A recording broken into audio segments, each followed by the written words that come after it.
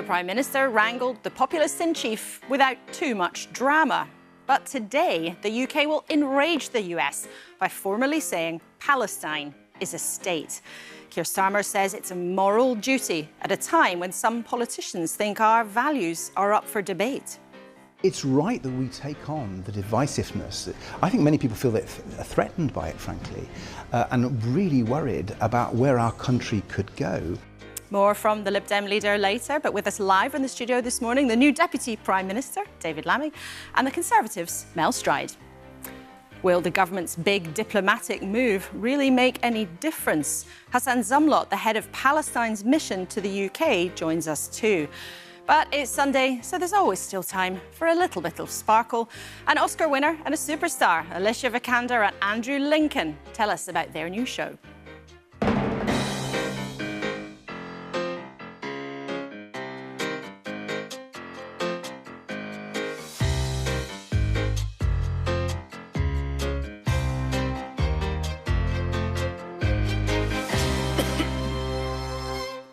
Morning, and with us throughout the show, welcome to the Conservative and former Foreign Secretary, Sir Malcolm Rifkind, Ava Santina Evans, journalist, and screenwriter Jack Thorne, whose series Adolescence has just won 8 Emmys in the last few days.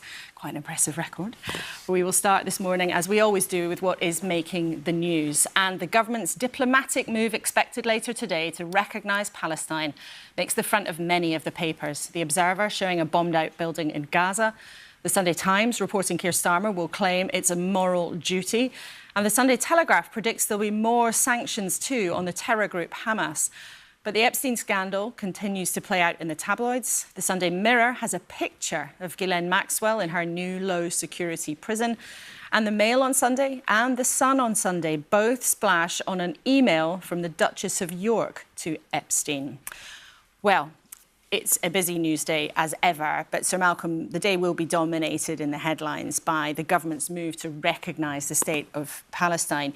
You were Foreign Secretary when Britain, for the first time, said there should be an independent Palestinian state, but recognising it as a state right now, what do you think of that move? Well, I still am a very strong believer in a two-state solution for Palestine and Israel. That must be, and it is indeed the only serious option. But I think the timing of this announcement is rather curious and rather posturing.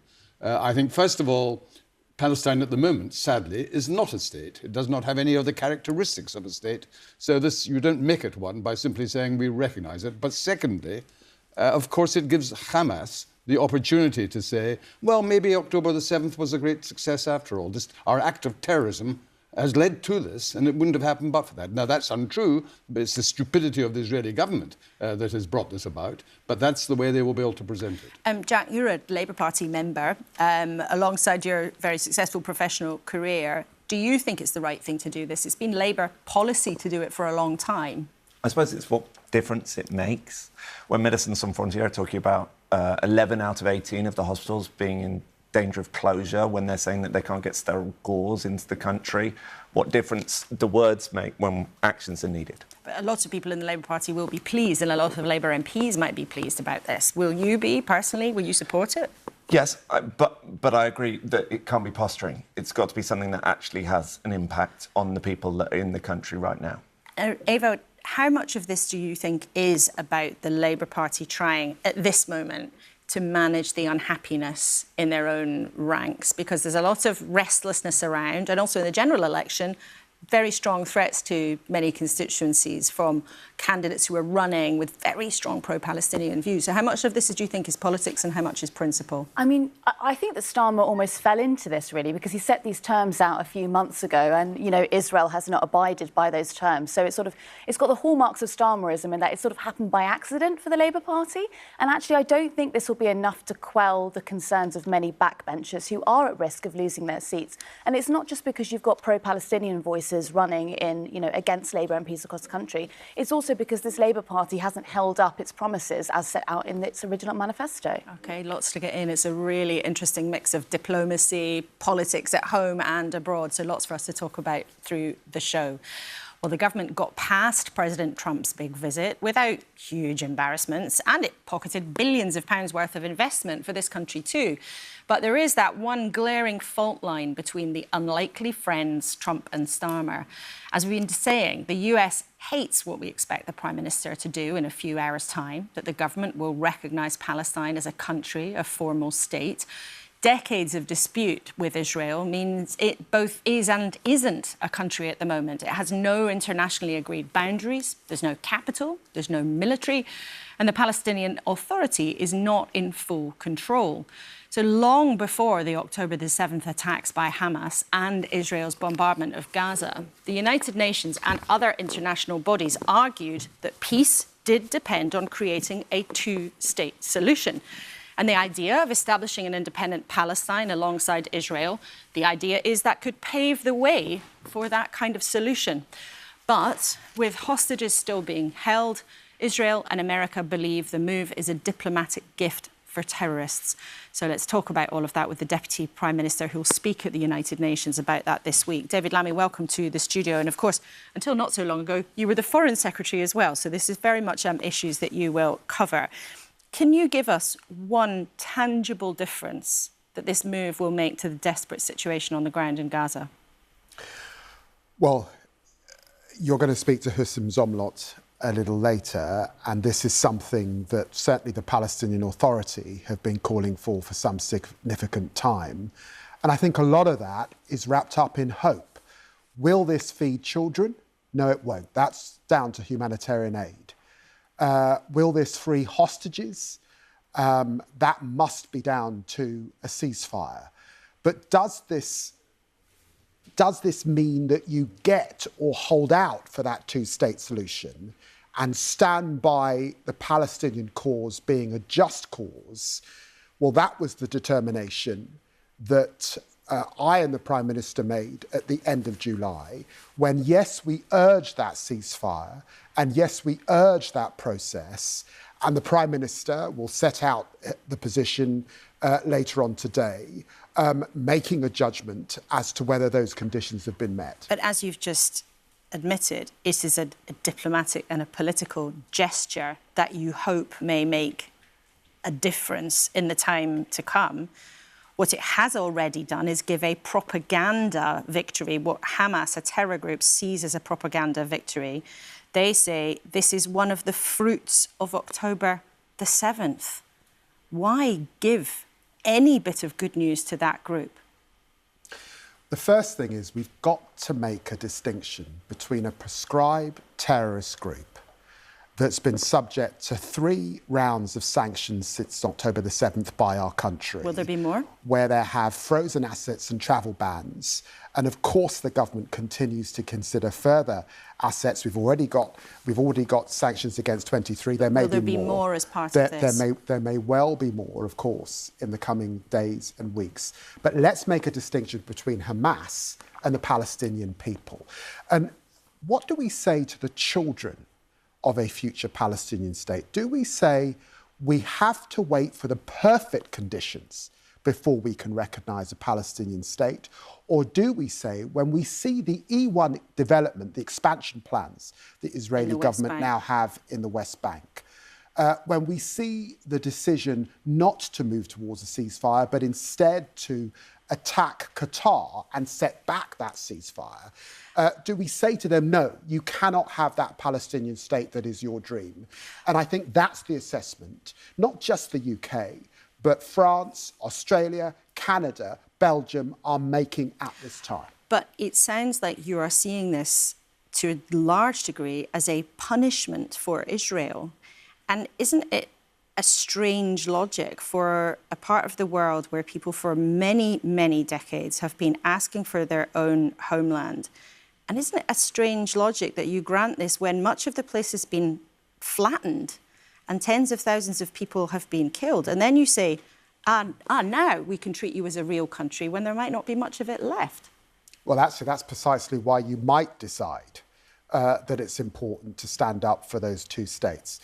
If the E1 development goes ahead, it splits up north and south of the West Bank. It runs a coach and horses through Bedouin villages where Palestinians currently live. By the way, when it was first planned, William Hague, as then Foreign Secretary, rejected it and condemned it. So our judgment must be based on what's happening on the ground. And just to be clear, and standing by a Palestinian Authority that we are attempting to work with to reform, that we signed a memorandum of understanding with. And Abbas, of course, was in London meeting the Prime Minister just a few weeks ago. And we will hear from them later on in the programme. And just if people haven't been following that closely, the E1 of development you're talking about is Israel expanding its settlements in the West Bank, which the Palestinian Authority tries to control. But there's another element here, though, in terms of how this will all affect the situation on the ground. And some of the families of those whose loved ones are still being held hostage by Hamas have written to the Prime Minister, more or less begging him not to go ahead. They say this will make it more complicated to be able to get their families home. What do you say to them? They've said so clearly, now's not the time. Well, let me be clear that I've continued to meet with hostage families, and I met them just a few weeks ago to have this discussion. I think it's also right to say that there are many hostage families who are shocked and appalled that the prospects of a ceasefire have been set back just in the recent days. That's a different question. The hostage families are saying, some of them are, now is not the time to make this move. I recognise that, but let me say again, Hamas is not the Palestinian people. A Palestinian state is a just cause, and our country, 108 years ago, signed up to the Balfour Declaration. We believe in a homeland for the Jewish people, but we also stated that we believed in the civil and religious rights of the Palestinian people. And now is the time to stand up for that two-state. Otherwise, you're effectively saying you believe in no state for the Palestinian people or one state, in which you would have to explain how there is proper equality before the law for the Palestinian people. So that is why I think this judgment, this fine judgment, is being made at this time, not just by the UK, by Australia, by Canada, and also, of course, by Belgium. OK, well, it's a big change in our foreign policy, and we'll hear from the Prime Minister, we think, probably in the coming hours. Let's now talk about something else that the government has been doing to try to help on the ground in Gaza. There are a small group of students, of scholars, are being allowed to come from Gaza to the UK to carry on with their studies. Some of them actually arrived this week. But we've found out that they are not allowed, theoretically, to bring their children with them. But when Yvette Cooper was in charge at the Home Office, she did grant permission for one family to bring their 2-year-old with them. But others now are being told that they can't. And we've actually been able to speak from Gaza to one of those students, Manar. She has a place for a PhD at Glasgow University. She's still in Gaza. And she told us about what's happened, and she's not been allowed to bring her children, who are 3, 5 and 10, with her to the UK. So we'll just play you a clip of what she told us. Here is my family. Hello. Hello. Hello. Hello. I learned this very, very late after completing all the visa steps and pay the visa cost completely for me and my husband and 3 children. So I was told just only days before our evacuation, when I received an email from the Foreign Affairs, from FCDO. I trust that the UK government will take the right decision. So please don't let me choose between my family and my education, because it's impossible for me to be separated from them.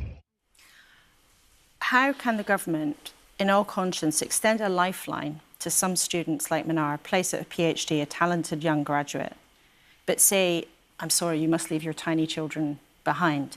Everybody watching knows this government wants to take a firmer line on immigration, but campaigners tell us we're talking about 20 children here.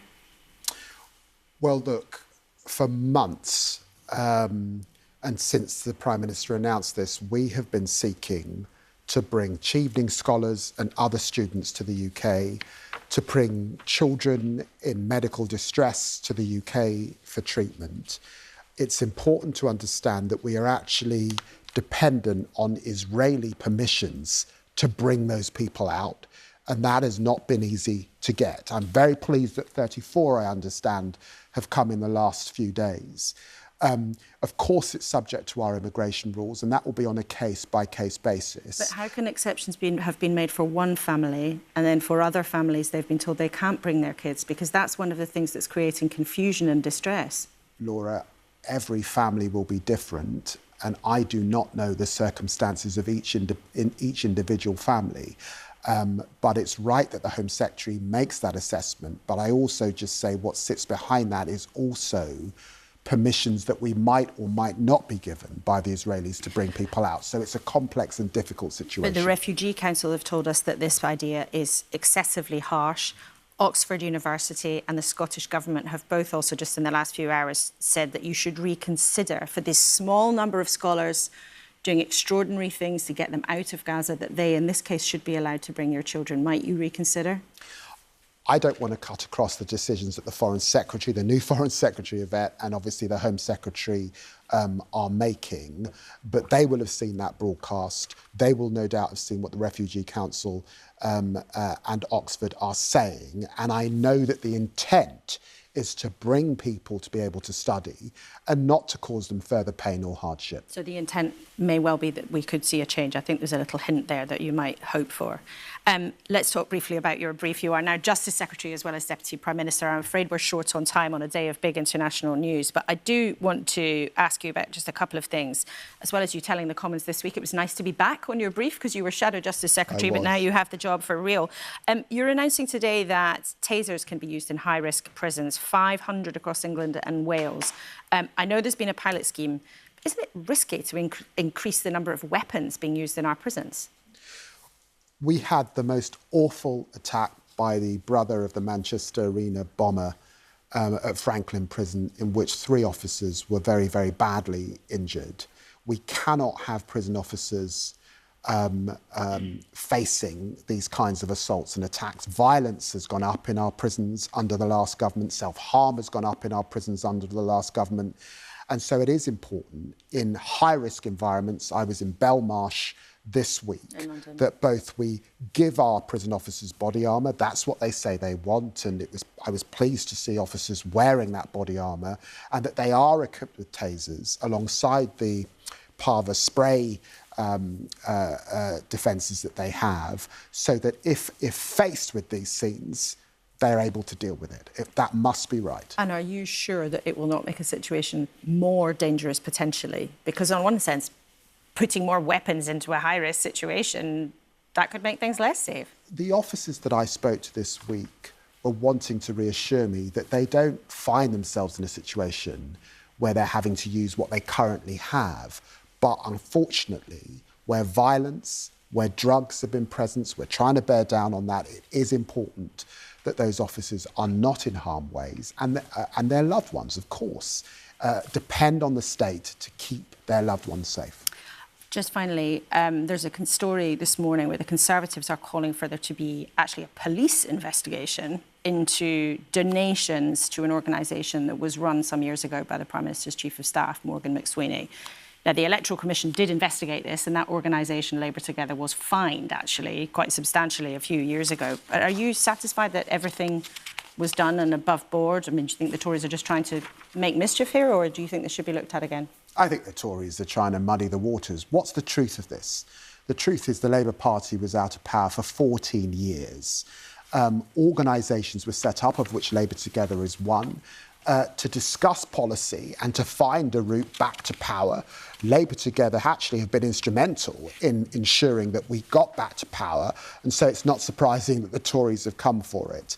But what I recall is that a lot of work went in to find the ideas, to find the approach that would chime with the British people, and Keir Starmer landed on that formula, and I was very pleased to co-chair his campaign. OK. David Lammy, thank you very much indeed. And come back another time, we'll talk in more detail about your new job at Justice, but thanks very much for coming in today. And next week, we will hear from the Prime Minister himself at Labour's conference in Liverpool. So put that in your diary. It's the Lib Dems' turn this weekend, though. I went down to their gathering in Bournemouth to talk to their leader, Sir Ed Davey. And with politics more about vibes and values, values these days, his party's trying to grab a bit of that agenda for themselves. And of course, as it's the Lib Dems, of course, there was a stunt. After more than 100,000 people marched in London last week, Sir Ed Davey organised a march of his own in Bournemouth before a little later telling us what being British meant to him. When you talk to British people, they want a country that's decent and caring, that focuses on giving people much better chances in life and sorting out our economy. And at the moment, when I look around and talk to people, they feel that's not happening. They're worried that the Labour government just isn't delivering, and they're worried about the divisive politics of Nigel Farage. More than 100,000 people gathered in London last week at a rally organised by the far-right activist Tommy Robinson, and there were Union Jacks and St George's flags all over the place, and many people who were attending may have been feeling they were expressing British values, were they? I'm sure many of them were. The group round Tommy Robinson, who's from the hard right, and his acolytes and followers, I don't think are. They're into division and, frankly, hate speech, and that's really unpleasant. But I think a lot of people on the march were there protesting about things that Liberal Democrats care about. The problems in the health service, not being able to get a GP or not an NHS dentist, or this huge waiting list. They were protesting about the cost of living and how high their bills are. And I agree with those concerns. So as we campaign in communities, we're in touch with, I think, some of those people who may have gone to that march. And I think they hear from us and realise that actually we share their values. So there might have been Liberal Democrats on a rally with Tommy Robinson? I doubt it, but I think some of the concerns of the people on that march, if they look at what we're saying, we have the answers to them. More of your campaigning, more of your own language is being shaped by that debate. You know, you now regularly have Elon Musk in your sights. You regularly talk about Nigel Farage's plastic patriotism, what you call it that. Are you, therefore, almost using that debate to get onto to get attention? No, actually, we spend most of our time talking about health and care, the environment and sewage, and issues like we care about. We're worried about Trump. We're campaigning for a better relationship with Europe. We're concerned about what's happening in Gaza. But it's right that we take on the divisiveness. I think many people feel that threatened by it, frankly, and really worried about where our country could go. And I think it's absolutely right for us to call people out. Take Elon Musk. You mentioned Elon Musk through the X platform. He's actually, I think, committing crimes. I think if you look at what's on his platform, where you see adverts that he and his team allow, because he's taken away the child safety team, adverts for people who want to show videos with paedophile images, self-harming, grooming. That's what Elon Musk's business is doing. He doesn't want the regulation that Parliament has passed. He rails against the online safety laws, which are trying to pull him to account. And what Liberal Democrats are saying is actually Ofcom should go after him. The laws are there. But isn't the point that the laws are there? And Ofcom is a regulator. It's meant to be an independent regulator. And some people listening might think, well, it's not for you as a politician to tell an independent regulator to go after a particular individual. I think it's for us to bring these to the fore and to have that part of public debate. When Elon Musk comes by video link to incite violence and says what he says, we should not just push back about that, we should expose him. Other people might listen to that and also look at your decision not to go and attend the state banquet with Donald Trump and think, you know what, that is a gesture. That's gesture politics. You sound like protesters objecting to things or calling on things that you can't make happen. I actually argued for the state visit for Donald Trump because I think we have to engage with people, even if we disagree with them. And I had originally intended to go to the banquet. And I wrestled with this as an issue over the summer. And the issue for me was the fact that Donald Trump is the one person in the world who could stop what's happening in Gaza, the humanitarian crisis, and he could ring up the government at Qatar and get the hostages released. But you could have had the chance to say that to his face if you'd gone to the state banquet. I've had the huge privilege of going to a number of state banquets, I think 6 or 7, in the past, and I know from that experience on a number of occasions, you don't get the chance to speak to the visiting head of state. Is it serious politics to say, well, I'm going to object by not turning up to an event? I mean, fresh polling that was shared with us by More in Common, the research group, suggests that nearly 2/3 of the public don't think that you are serious as a party. And partly, and you know that I'm going to raise this because you marched with a band into conference, partly that is because of your stunts, which were very successful at getting attention for you during the general election and then the local council election campaigns. But this is a serious point because 61% of Britons say that your stunts make the party look less serious. And even current Lib Dem voters have told pollsters, 47% of them say that the stunts are inappropriate. Isn't it time to retire the gimmicks if you want to be taken more seriously? Well, listen, I'm not sure I've said this to you before, but what I do strongly feel is you don't have to take yourself too seriously as long as you take the voters seriously, and we do. So you're not going to retire the wetsuits anytime soon? Well, I was disappointed actually. I didn't have a wetsuit on in the marching band, but it was really good fun. And you know what? There's a serious point here. I think that politics can be a bit depressing at the moment, a bit divisive, and I think a little bit of joy is not a bad thing, a bit of a smile. While you were out with your marching band this morning, some female Lib Dem activists were stopped from having a debate they wanted to raise at conference about trans rights. Why are you afraid of the conversation? Well, we're not, and that's why in our very last conference earlier this year, we had a full debate on LGBT plus rights, including trans issues. The question should go to other parties. Have they debated it? We have. This year, in a really thoughtful way, where both sides of the argument were heard, we have debate from all sides, unlike other parties. Well, that's not what some of your activists think today, though. They think they were shut down and they're cross. Well, I'm sorry if they're cross, but I do think the truth is what I'm saying, is that we abide by the law. There was a motion that I wasn't part of to move on to next business, but given that we debated these very issues just a few months ago, I think it's quite reasonable to say that we're the only party engaging with these issues. And lastly, we've learned that the small number of students who are due to come to the UK from Gaza have been told that they can't bring their young children with them.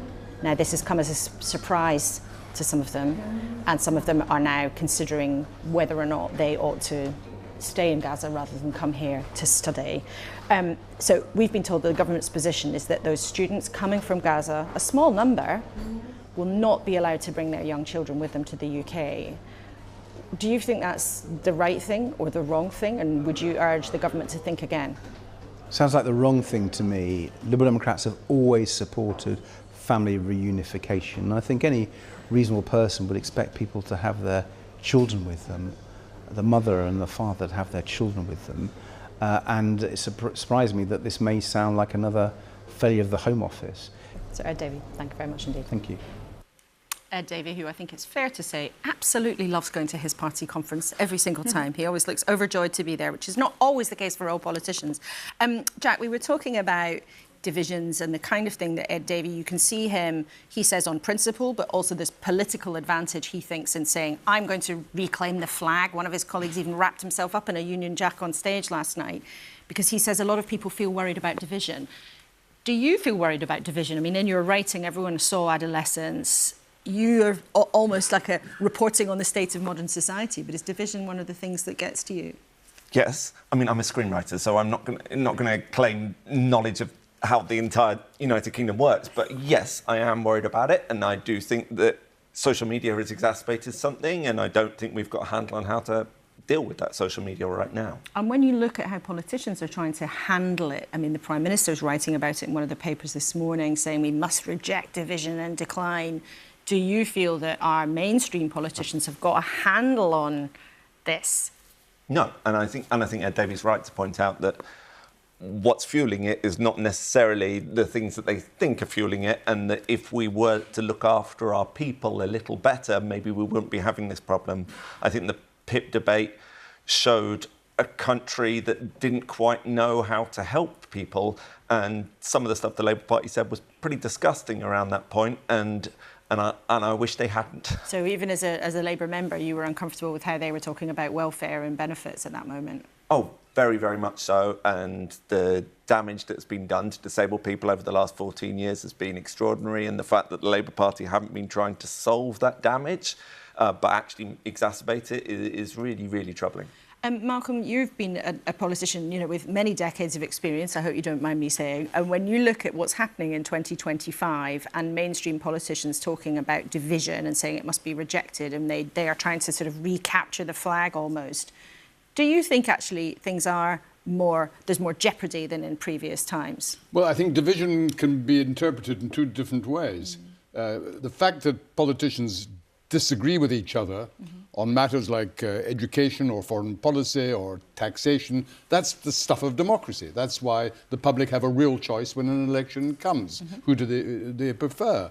But what has been an undoubted development more recently, and particularly in the United States, but also to some extent in our own country, is where you adopt an extreme position where your political opponent is not just wrong, but is evil, is bad, is sinister, and that there's no opportunity for civilized debate or an attempt to find whether there are acceptable compromises. Well, that is something it existed in the past, but it's getting worse, and I primarily would say that Donald Trump is responsible for that in terms of the United States, but there are echoes of it in our country as well. Do you worry about that in your own party, in the Conservative Party? Not yet, no. I mean, I think there was during the Brexit period, when people took such strong, passionate views, either to remain or to leave, that some of the arguments that were made were frankly dishonest, some of the so-called advantages of leaving or the terrors of staying.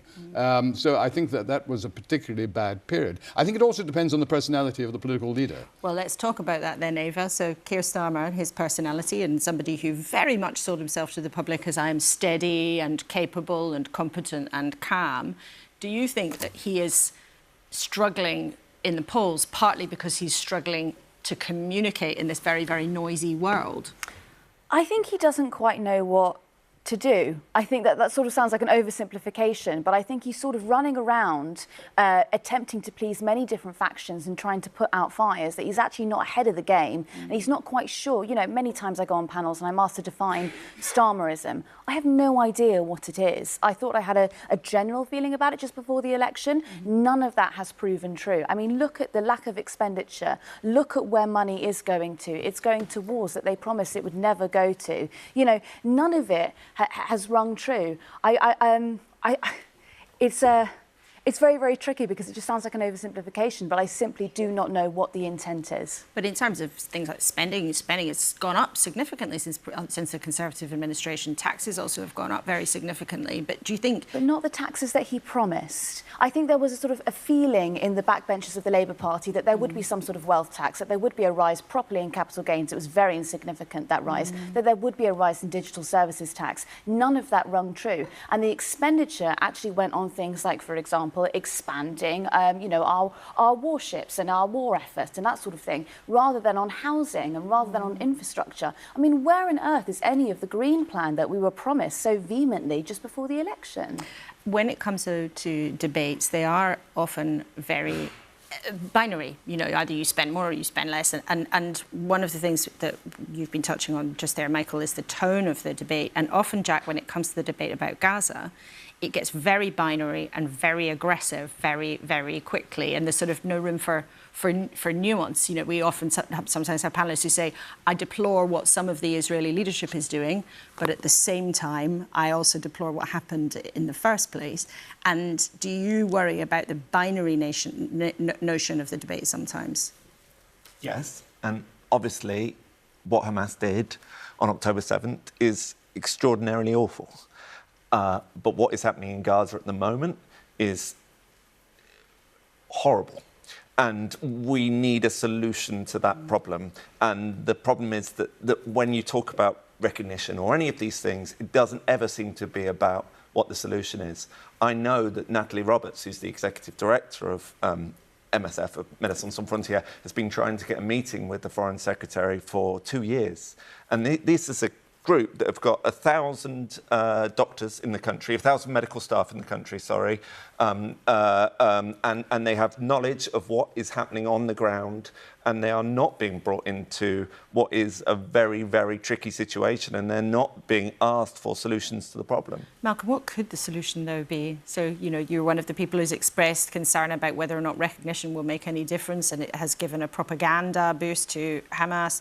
Jack there's telling us that, you know, medics are really struggling on the ground. We all see on our television screens how appalling the situation is. But with your experience as a Foreign Secretary of many years, what on earth is the way out of this? Well, we have to make a distinction between the Israeli government and Israel as a country. And what we saw, which is very heartening, is over 500,000 Israelis in a country of 9 million out on the streets demonstrating against Netanyahu.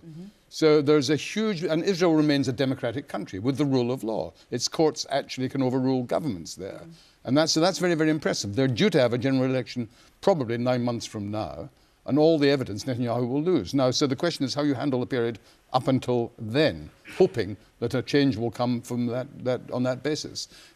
I have to say, the key is Donald Trump.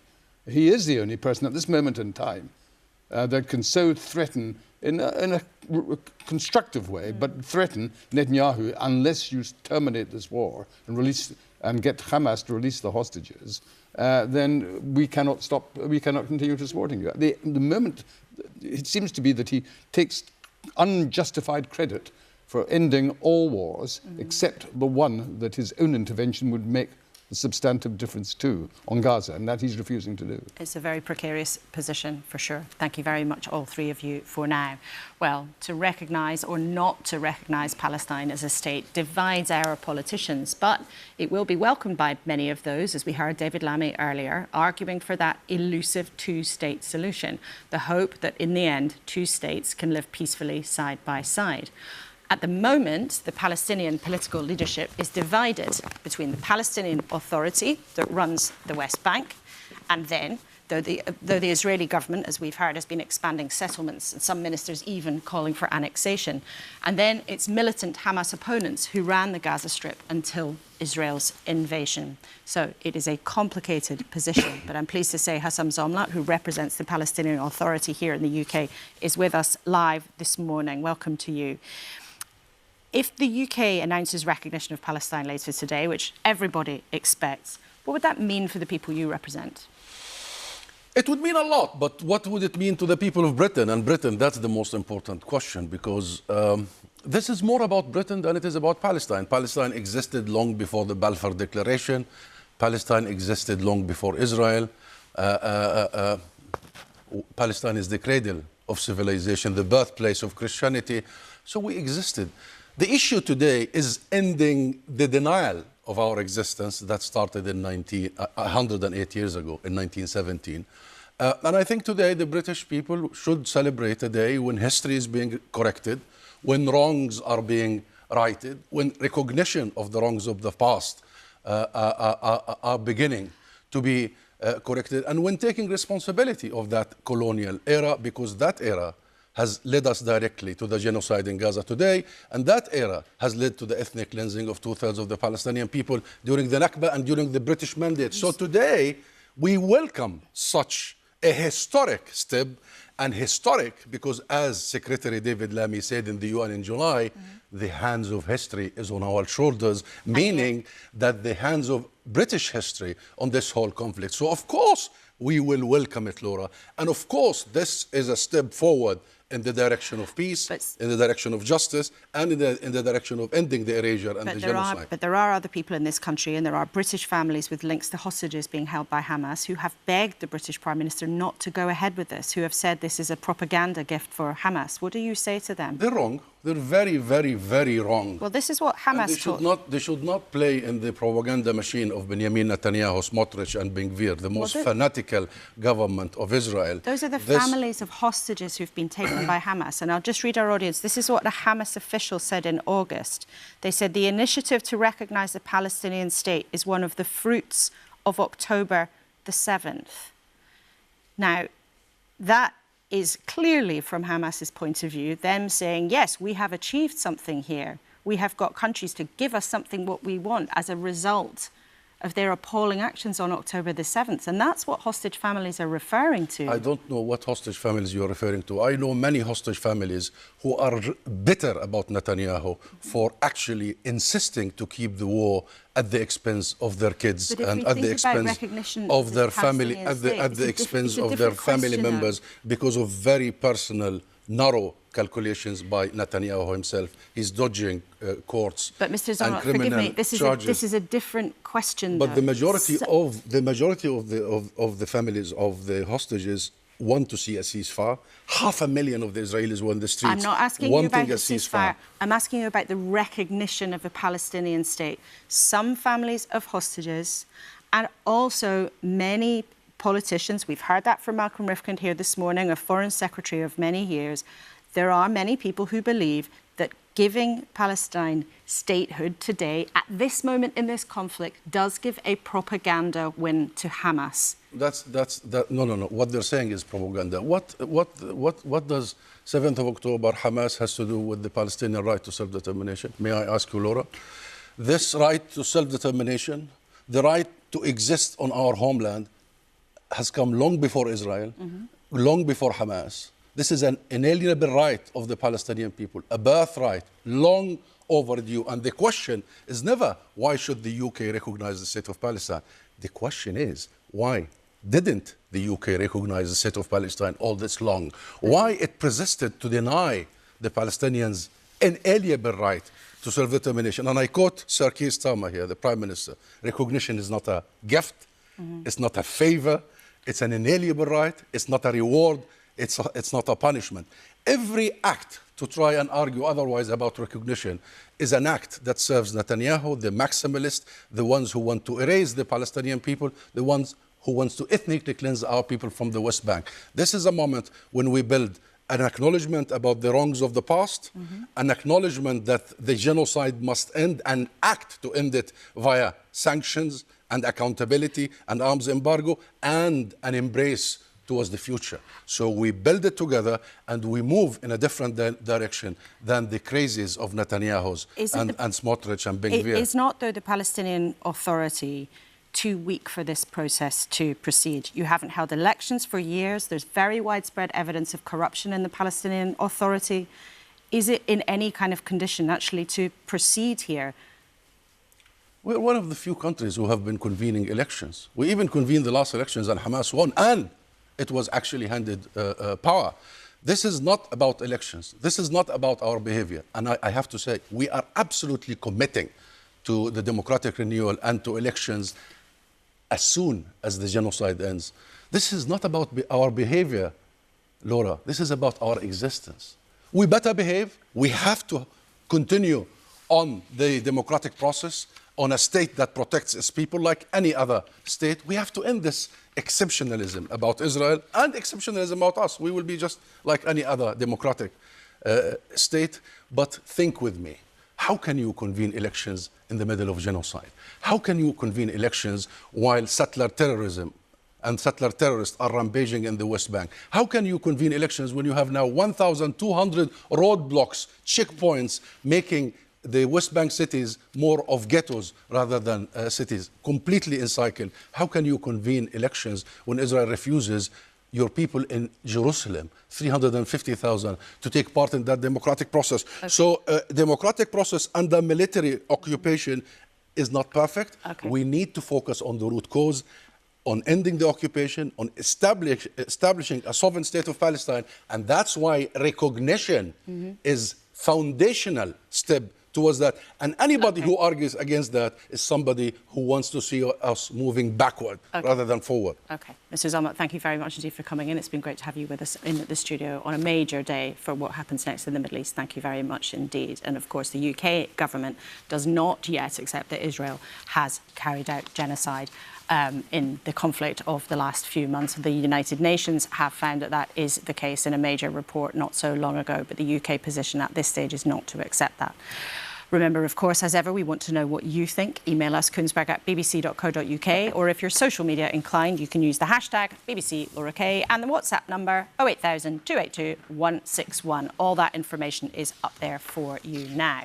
This is a passionately debated issue, whether or not Palestine should be recognised formally as a state, and the Conservatives do not agree with the government's decision. They side with Israel and the American position. And Mel Stride, the Shadow Chancellor, is joining us for the Conservatives this morning. If you believe in a two-state solution, as your party does, isn't it, as Mr. Zomlot was arguing, actually essential to recognise Palestine as a state? So what we need to do is take the actions that will accelerate us towards that outcome that I think we can all agree on. But actually recognising Palestine at the moment is going to do nothing to get more humanitarian aid into Gaza. It's not going to do anything to help free the hostages. It's not going to do anything, in fact, to move us towards that particular outcome. And the reason is, Laura, that you have to use leverage at certain times in those kind of circumstances. And it seems to me that to simply say we are going to now recognise Palestine is not applying any leverage or getting anything in return for any of that. And if you ask that, just very quickly to finish, if you ask the question, well, therefore, why has the Prime Minister done it, it's more to do with the internal politics of his own cabinet and his backbenchers and the pressure that he's receiving, and that is not a good basis on which to conduct foreign policy. But when an Israeli minister was talking about carving up Gaza as a real estate bonanza, isn't it actually exactly the moment for the international community to say, no, Palestine is and ought to be a state, and to do this formal recognition? Isn't it exactly the moment? Well, at the moment, as Malcolm Rifkin was saying earlier in your programme, there is no recognised international borders for a Palestinian state or indeed a capital.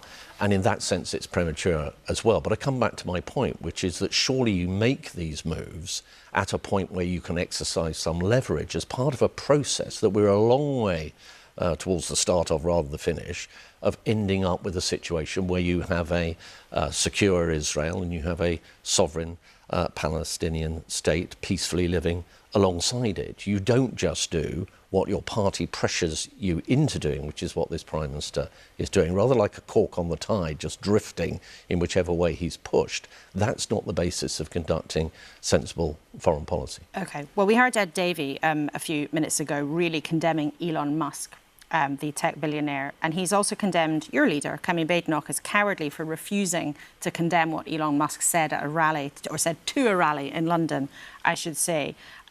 He said, violence is coming and you either fight back or die. Do you condemn those remarks? So those are certainly not words that I would personally have used, not least in those particular circumstances. And it is a fine line, as we know, between free speech and saying things that are, beyond unlawful, for example.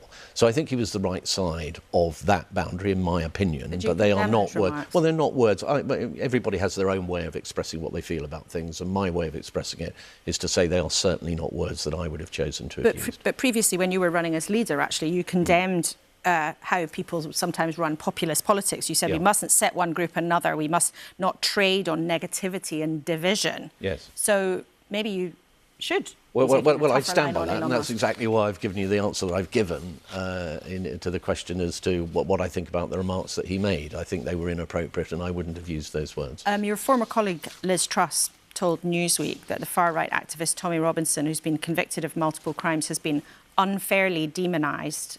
Is she still welcome in the Tory party? Well, those are matters for Kemi Badenoch and the leadership, but that is once again something that I would not have been saying. I think Tommy Robinson, who is somebody who has served time in prison for various misdemeanours along the way and conducts his politics in a way that is a very long way from the way in which I believe politics should be conducted, and is part of the far right that I don't want to have any truck with. So I don't think I'd be saying what Liz Truss said on that occasion. And just briefly, on another matter, the Conservatives this morning calling for a police investigation into the Prime Minister's Chief of Staff. The Electoral Commission has already investigated that issue and fined the organisation. Aren't you quite nakedly just trying to stir up trouble here? No, not at all, because we've got new information. So what happened was actually £700,000, Laura, was not properly registered with the Electoral Commission. The Electoral Commission looked into that, and on the basis that Labour Together claimed that this was an administrative error, they levied a fine. There have been 20 breaches of the rules. What we've now discovered through released emails is that the solicitors involved with Labour Together gave clear advice that that kind of approach and the approach that they were taking to registration could be unlawful. And if it is unlawful, under the terms of the Act, that is a criminal offence. Okay, and that's why, as a party, we have taken this now to the police. OK, well, it's a complicated story, but we'll see what happens. It may be, or may not be, one of those things that becomes another Westminster saga. Mel Stride, it's always good to have you with us in the studio. Thank you very much for coming in. Now, if you've had enough political and diplomatic drama, time for some proper stuff. Andrew Lincoln, the star of Love Actually and The Walking Dead, is back on stage with Oscar winner Alicia Vikander in a play that wasn't even finished when they started that rehearsal. It's a modern mashup of a 150-year-old drama, The Lady from the Sea, by the Scandinavian writer Ibsen, with the achingly cool director Simon Stone putting them to the test. I was with him, That night, on the oil rig.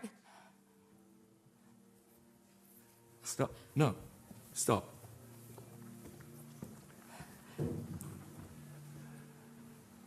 Ed? No. No, I don't want to hear this.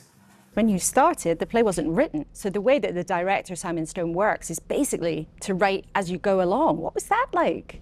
I think it was one of the things that did draw me to wanting to work with Simon. I had heard that this was his process, and it was a ride, and it was, you know, the last few days have been pretty intense leading up to it, but it's been absolutely incredible. You're the first person that I've ever told this. Then don't tell me!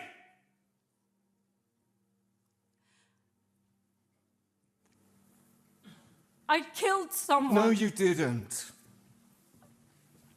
This is your first play. You didn't have a reference point, and everybody kept saying there were two brilliant cast members who had both worked with Simon several times, and I think that they were plants in the crew. I mean, he did say it just himself. just to steady the ship when people were going, "We've got 2 weeks left. We don't have a script." Yeah. And they were going, "No, we're ahead of the curve," and we're like, "Really?"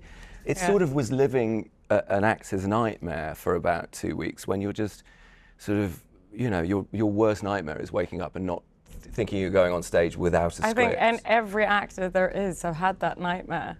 And when we did our first preview, that was the same day we did our second ever run through. It's so frightening. Of the script. So I kept saying to you, I went, this is really not normal. What's happening here? Tell us about your character and the journey that she goes on, because she has present love, past love, all sorts of things going on. She's kind of hit by this event and trauma that happened to her at a very young age, and also a previous love that suddenly knocks on the door. This event makes her kind of step out of herself and see the reality. She gets to figure out herself and what her journey ahead will be.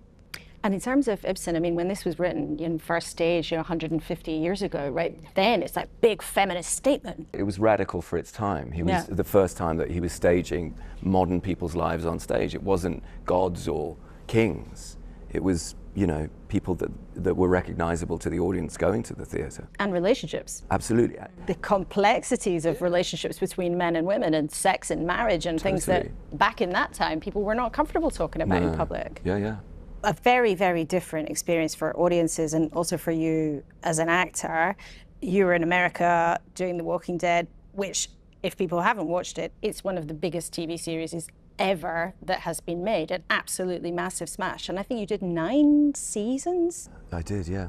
You seem so excited about what you're doing in this moment. Do you ever think, oh, actually, why did I do 9? I could have pulled out of Rip Grimes after 4 years or 5 years. Yeah, I mean, I never look back like that. And I just loved it. And I loved working out there. And I have so many dear friends in America, and I believe in America. And it was just a thrilling experience. There were 250 people in Atlanta, Georgia that I loved dearly and felt an enormous responsibility to. You know, I felt like I was a CEO of a major corporation when you're charging this Leviathan through a cultural sort of thing.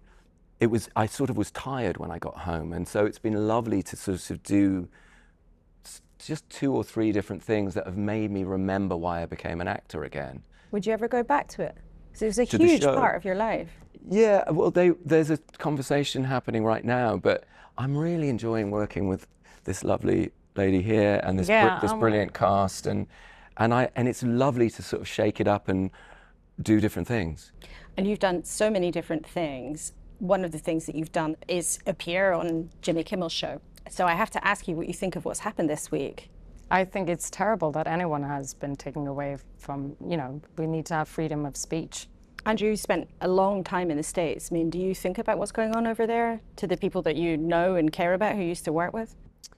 Yeah, it's very difficult because I'm not American to comment on that, but I do know that it's, but I believe in America. I really believe in the tenets of American society. I admire it. And, you know, it will, you know, we will survive, you know, people, places and things, I think. Let's come back then to the play. If there was one thing that you could say to people that would demonstrate to them why you think this is an important production, an important piece of work, what would it be? I think the two extraordinary young women who play my daughters in this show are remarkable.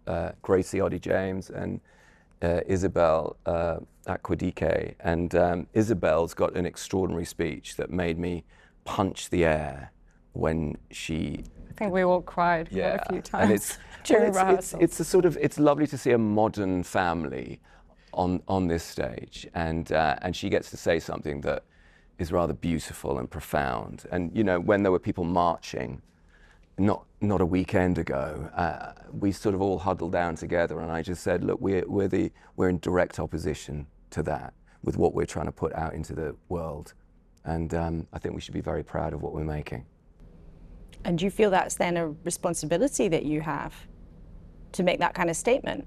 I don't think it's a responsibility. I have a responsibility to the cast members in a play, you know, and to do the best I possibly can for the play, and, you know, hopefully move people and, you know, bring a bit of entertainment and hopefully educate people. I mean, all of the reasons I became an actor, you know, were because of theatre and going to the theatre and seeing live performance. Yeah, I think it's a good thing we're trying to do here. Great. Alicia and Andrew, thank you so much for speaking to us. It's Thank been a you real so pleasure much to hear about it. Thank you. Thank you. Well, interesting there to hear them talking about freedom of speech. And of course, this week, Jimmy Kimmel, the American TV shows, was taken off air, which is a huge showbiz story in America. And you had a big showbiz time in America this week, Jack, with clearing the board at the Emmys. I think we can show some people pictures of your huge triumphs there. There's the actor Stephen Graham, and there you are with them posing with your trophies. But do you feel that freedom of speech, I mean, we know it's happening in America, there's concern about over there, but do you feel that about what's happening here? Happening here? Yeah. I mean, I think what is happening in America is a systemic problem, which is the interests of the media as a separate institution which is supposed to provide a check to government is being undermined by the commercial imperatives of their organisation.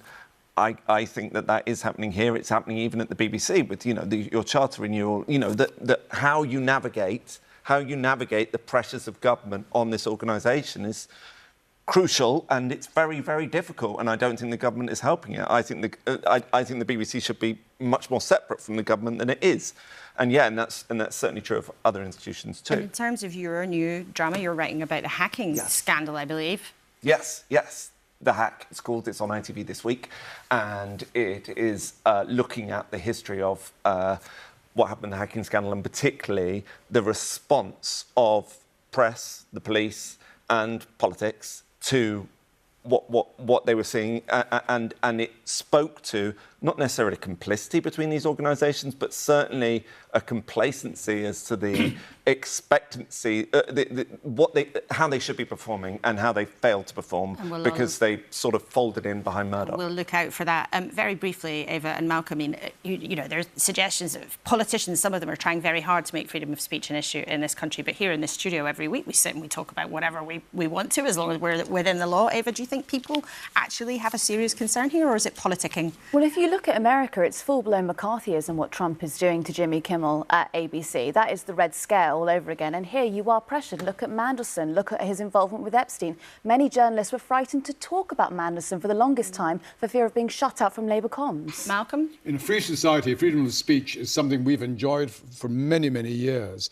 It's not that difficult because freedom of speech doesn't mean you can say exactly what you like. We've had laws of defamation for well over 100 years, and if you incite violence, it's right that you should be prosecuted. So common sense is the criteria that should be applied, not trying to get absolute standards. Well, we like common sense and freedom of speech every week here in this studio on Sunday. Thank you all three very much indeed for being with us today. Thank you most of all, of course, to you for watching at home. And next week we will be joined live by the Prime Minister, Sir Keir Starmer, at the Labour Party conference in Liverpool.